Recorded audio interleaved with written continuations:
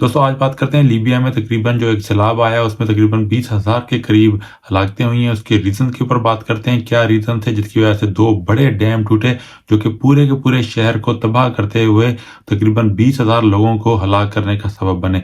वो क्या रीज़न थे कि वो डैम तबाह हुए, उनके अर्ली वार्निंग सिस्टम क्या थे और जो डिज़ास्टर मैनेजमेंट के हवाले से। दूसरी बात करेंगे कि जो उनको जो फौरी तौर पे इंटरनेशनल जो ह्यूमैनिटेरियन एड थी वो क्यों नहीं मिल रही और इंटरनेशनल ह्यूमैनिटेरियन जितने भी वॉलंटियर्स हैं वो अभी तक दरना सिटी लीबिया में क्यों नहीं पहुंच सके। तो दोस्तों ये बात है 10 सितंबर की सुबह की, जब साइक्लोन डेनियल जो कि मेडिटेरियन सी के में बना था, वो जो लीबिया के ईस्टर्न सिटी कोस्टल सिटी दरना के ऊपर टकराया। साइक्लोन डेनियल की वजह से बहुत ज़्यादा बरसात हुई और दरना के ऊपर एक वैली है, वहाँ पे एक पहाड़ी सिलसिला है जिसकी वजह से वहाँ पे उन्होंने तकरीबन 2 डैम बनाए हुए थे। जो पहला डैम था जिसको अपर दरना वैली डैम कहा जाता है, उसके बाद बिल्कुल शहर के पास एक लोअर डैम था जिसको लोअर दरना वैली डैम भी कहा जाता है। जो साइक्लोन की वजह से बारिशें इतनी ज़्यादा तेज़ हुई कि जो डैम का जो पानी था वो बहुत ज़्यादा फुल हो गया। हालांकि एक डैम की जो ऊंचाई थी वो तकरीबन 70 मीटर के पास थी। और आपको पता होगा कि लीबिया में तकरीबन 2011 से लेके 12 साल तकरीबन हो चुके हैं। एक सिविल वॉर का वहाँ पे माहौल है। जो लीबिया के सदर थे मोअम्मर गद्दाफी, उनकी डेथ के बाद अभी तक लीबिया में अमन अमान नहीं आ सका है। अभी 2 पैरेलल गवर्नमेंट्स हैं जो कि लीबिया पर उनका कंट्रोल है। एक इंटरनेशनल गवर्नमेंट है जो कि कैपिटल तराब्लस सिटी में है, दूसरी जो गवर्नमेंट है जो एक वॉरलॉर्ड है उनकी गवर्नमेंट है जो कि दरना सिटी और ईस्टर्न लीबिया पे उनका कंट्रोल है। तो जिसकी वजह से ये एक मेन रीज़न था कि जो इंटरनेशनल जो ह्यूमैनिटेरियन एड थी उसको नहीं आने दिया गया, उसको कंट्रोल किया गवर्नमेंट की। अपने इतने ज़्यादा आपस में कॉन्फ्लिक्ट और सिविल वॉर थे जिसकी वजह से जितने भी जो डिजास्टर मैनेजमेंट के इंस्टीट्यूट थे उन्होंने प्रॉपर काम नहीं किया, अर्ली वार्निंग सिस्टम प्रॉपर नहीं था। एक मेडिटेरियन सी में जो साइक्लोन आया है जिसकी वजह से बहुत ज़्यादा अमाउंट की जो बारिशें हुई थी, बहुत ज़्यादा पानी जो वैली में जो बहुत ज़्यादा पानी जो कि अपर वैली में आया और पूरे पूरे जो डैम थे वो सारा भर गए।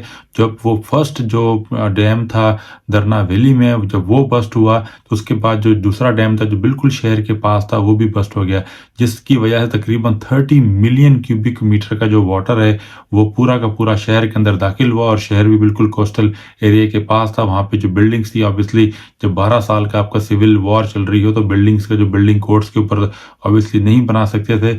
और दूसरे जो बिल्डिंग जो बनी हुई थी इतनी ज़्यादा पायदार और मजबूत भी नहीं थी, क्योंकि इससे जो ये दरिया था, जो ये सैलाब थे, ये कोई सीजनल नहीं थे। और जो दरिया वगैरह जो चलते थे वो भी बहुत ही सीजन से चलते थे, बाकी रेस्ट ऑफ द जो साल थे वो ड्राई ही रहते थे।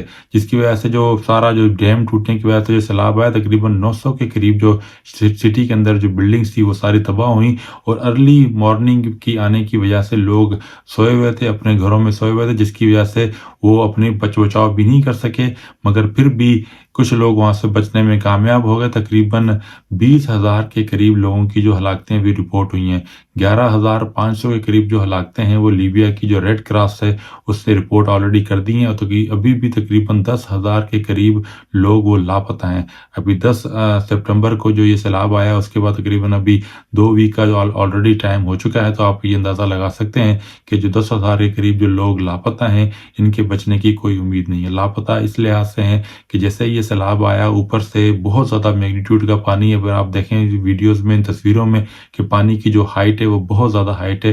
कहीं कहीं पे जगहों पे जो पानी की हाइट थी वो 7 मीटर तक थी। 7 मीटर तकरीबन आपका 21 फीट से लेकर तकरीबन 24 फीट का एक हाइट बनती है, जो कि आमतौर के ऊपर 2 मंजिला इमारत की बनती है। इतनी बड़ी हाइट का, इतनी बड़ी ऊंचाई का एक पानी की लहर बिल्कुल अर्ली मॉर्निंग में जब लोग अपने घरों के अंदर सो रहे थे, किसी ने उनको इन्फॉर्म नहीं किया, किसी ने उनको अर्ली वार्निंग के जरिए उनको जो एवोक्यूएशन नहीं हो सकी। तो इतनी बड़ी अमाउंट का जब पानी आया तो वो लोगों को अपने साथ बहाकर समंदर में ले गया। अभी भी जो बॉडीज जो रिट्रीव हो रही हैं या जो सर्च का जो काम चल रहा है वो समंदर में चल रहा है। इतना बड़ा सैलाब आया कि सिटी का तकरीबन 30,000 के करीब जो लोग थे वो डिस्प्लेस हो गए, उनको अपने घरों को छोड़ना पड़ा। और वो अपने ही शहर में एक महाजरीन की तरह वो रह रहे हैं। पूरे जो शहर की आबादी थी तकरीबन 1.5 लाख की आबादी थी। 1.5 लाख में से 30,000 के करीब लोग हैं वो शदीद मुतासर हुए हैं और 20,000 के करीब लोग तकरीबन उसमें हलाक हो चुके हैं इस वक्त। और जो हलाकत होने के बाद, जब ये सैलाब आने के बाद, जो सबसे बड़ा जो प्रॉब्लम है ये देखने में आया कि जो सिविल वॉर की वजह से जो मुख्तलिफ गवर्नमेंट्स हैं लीबिया के अंदर जो काम कर रही हैं, उन्होंने जो इंटरनेशनल एड थी या इंटरनेशनल जो वॉलंटियर्स आते हैं, पाकिस्तान में भी आप जब भी देखा कोई भी जो बड़ा सैलाब आता है तो फौरी فوری طور پر انٹرنیشنل ایڈ آتی ہے، فوری طور پر انٹرنیشنل والنٹیئرس آتے ہیں، جس کی وجہ سے جو ارلی جو ہیومینیٹیرین جو رسپانس ہوتا ہے، جو ایمرجنسی ریسکیو ریلیف اس کو بہت زیادہ مدد ملتی ہے، اور پاکستان کی ساری ایجنسیز اور انٹرنیشنل ایجنسیز مل کے کام کرتی ہیں۔ اگر اس ڈیزاسٹر میں لیبیا میں یہ ممکن نہیں ہو سکا تھا، کیونکہ سول وار کی وجہ سے، جو اندرونی خانہ جنگی کی وجہ سے آن گراؤنڈ انٹرنیشنل ہیومینیٹیرین جو اسٹاف تھا وہ بھی بہت زیادہ کم تھا، بٹ جب ڈیزاسٹر کے رسپانس کے لیے دوسرے کنٹریز نے رابطہ کیا تو جو ڈفرینٹ جو گورنمنٹس تھیں، ایک ایسٹرن سائڈ پہ ایک وار لارڈ خلیفہ حفتار کی، اور جو لیبین گورنمنٹ جس کو انٹرنیشنل کمیونٹی ریکگنائز کرتی ہے، اس کا کنٹرول اس سٹی پہ نہیں تھا۔ جس گورنمنٹ کو انٹرنیشنل کمیونٹی یا یو این ریکگنائز کرتی ہے، اس کا اس سٹی پہ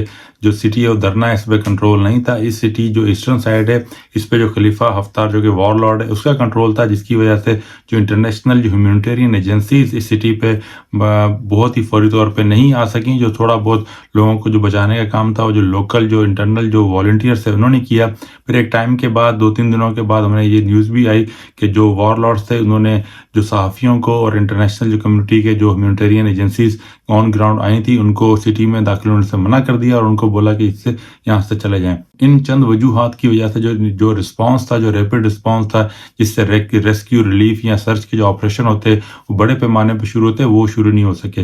دوسرا، وہاں پہ مشینز کی کمی ہے، وہاں پہ جو ٹرینڈ لوگوں کی کمی ہے، جو پورے سٹی میں جو سول ڈیفنس کا کوئی سچ کوئی میکینزم نہیں ہے، ارلی وارننگ سسٹم کا میکینزم نہیں ہے۔ اتنا بڑا سائیکلون جو کہ میڈیٹرین سی سے اسٹارٹ ہوا تھا، اپنے سٹی کو ہٹ کر رہا ہے، اور وہاں پہ ہائی میگنیٹیوڈ میں جو بارشیں ہو رہی ہیں، اور جو ڈیم کا برسٹ ہو رہا ہے، اتنا سارا جو ٹرکل ڈاؤن جو افیکٹ ہوا ہے، وہ پراپر جو سٹیزن تھے، جو وہاں پہ جو رہنے والے لوگ تھے، ان کو پراپر طور پہ بتایا نہیں گیا، ان کو انفارم نہیں کیا گیا۔